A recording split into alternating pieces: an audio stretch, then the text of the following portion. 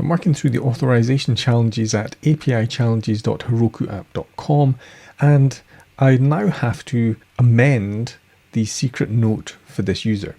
So in previous challenges, we've managed to post to get a secret token, which grants us the authorization to the secret note endpoint, and we've managed to get the current secret note, which is blank.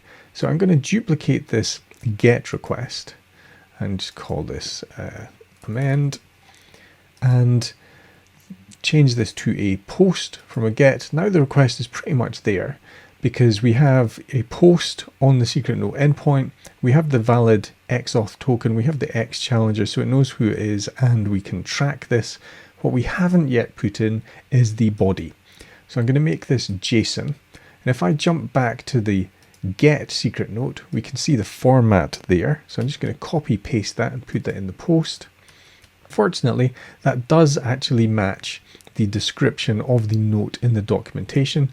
So I'm just going to make this say my note. I could turn this into anything, just warning that the maximum length is 100 characters and it'll be truncated.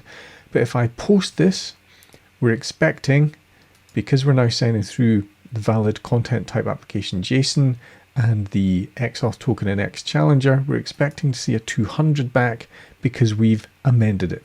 And that's good. So that challenge is now complete.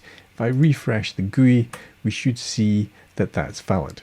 If you want to work through the challenges yourself, you can find all the information you need at eviltester.com/API challenges. Make sure you subscribe to the YouTube channel so that you're kept up to date with any of the videos we release showing API challenges or APIs in general or testing in general. We have a lot of content here. Subscribe to the channel and hopefully I'll see you in the next video.